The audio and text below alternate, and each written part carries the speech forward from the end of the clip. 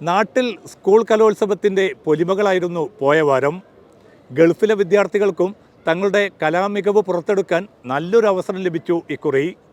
ഖത്തറിൽ സമാപിച്ച ഇൻ്റർ സ്കൂൾ കലോത്സവത്തിൻ്റെ കൗതുകങ്ങളാണ് ഇനി.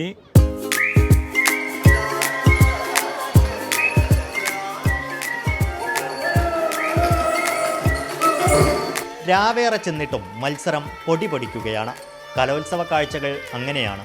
നാട്ടിലായാലും പ്രവാസ ലോകത്തായാലും അതിന് മാറ്റമില്ല.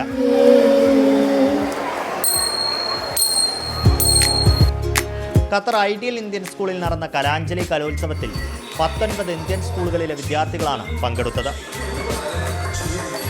ചേച്ചി പങ്കെടുത്തായിരുന്നു. ഇത് തിരുവാതിര സീനിയറിൻ്റെ ഇതൊക്കെ കാണാൻ സൂപ്പറായിരുന്നു.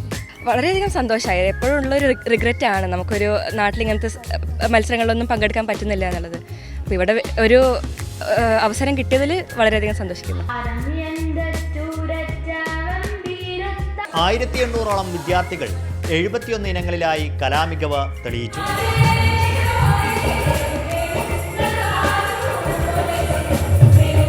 സ്കൂൾ തലത്തിൽ നടത്തിയ മത്സരങ്ങളിലെ വിജയികൾക്കാണ് ഇന്റർ സ്കൂൾ കലോത്സവത്തിൽ മത്സരിക്കാൻ അവസരം.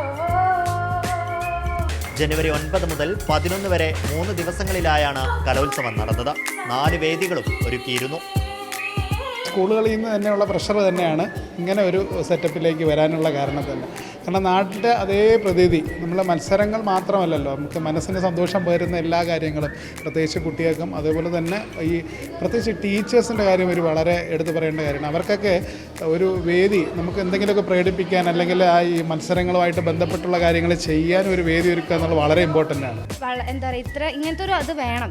ഇതുവരെ ഇവിടെ ഉണ്ടായിട്ടില്ല. അപ്പോൾ ഒരു കലോത്സവം എപ്പോഴും നമ്മൾ ആഗ്രഹിക്കുന്ന ഒരു സാധനമാണ്. കാരണം നമ്മുടെ കുട്ടികളുടെ കഴിവ് അത് തെളിയിക്കാം. ഒരു മത്സര ബുദ്ധിയല്ല, അതിനപ്പുറത്തേക്ക് അവർക്ക് ഡിഫറെൻ്റ് ആയിട്ട്. ഇപ്പോൾ സ്കൂളിലാണെങ്കിൽ ആനുവൽ ഡേ എന്ന് പറഞ്ഞാൽ ഒരു കൃത്യമായൊരു സാധനം മാത്രമേ ചെയ്യാൻ പറ്റുള്ളൂ. ഇവിടെ ആണെങ്കിൽ അവർക്ക് ഇഷ്ടമുള്ള, അവർക്ക് എന്തിനോടാണോ താല്പര്യമുള്ള, അതിപ്പോൾ പാട്ടായാലും ഡാൻസ് ആയാലും അല്ലെങ്കിൽ ഡ്രോയിങ് ആയാലും എന്തിനായാലും അവർക്ക് പങ്കെടുക്കാൻ പറ്റും. അപ്പോൾ അതൊരു വലിയ കാര്യം തന്നെയാണ്, അവരുടെ കഴിവ് തെളിയിക്കാൻ പറ്റുക എന്നുള്ളത്. പ്രവാസ ലോകത്തെ വിദ്യാർത്ഥികളുടെ വലിയ നഷ്ടങ്ങളിലൊന്നാണ് നാട്ടിലെ സ്കൂൾ കലോത്സവങ്ങൾ.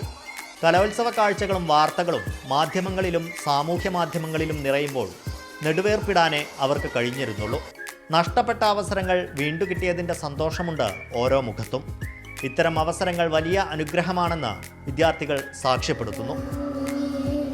സന്തോഷം തോന്നി. കാരണം നാട്ടിൽ നമ്മളിപ്പോൾ ന്യൂസ് കണ്ടുകൊണ്ടിരിക്കുക, കലോത്സവം നടന്നുകൊണ്ടിരിക്കുകയായിരുന്നു.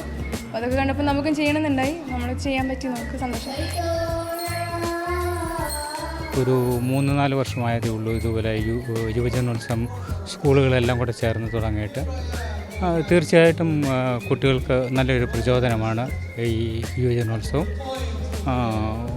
അതുപോലെ തന്നെ എൻ്റെ മകളും ഇവിടെ തിരുവാതിര മത്സരത്തിനുണ്ടായിരുന്നു. ഞങ്ങളും അതിയായ സന്തോഷത്തിലാണ്.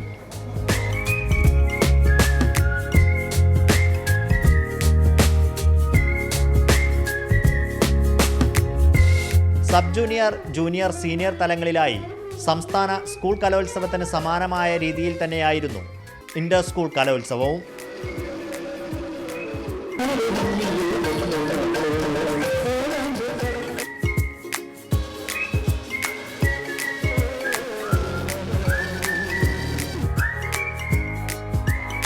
കലാപ്രതിഭ, കലാതിലകം പുരസ്കാരങ്ങളും മികച്ച സ്കൂളിന് ഓവറോൾ ട്രോഫിയുമെല്ലാം ഏർപ്പെടുത്തിയിരുന്നു.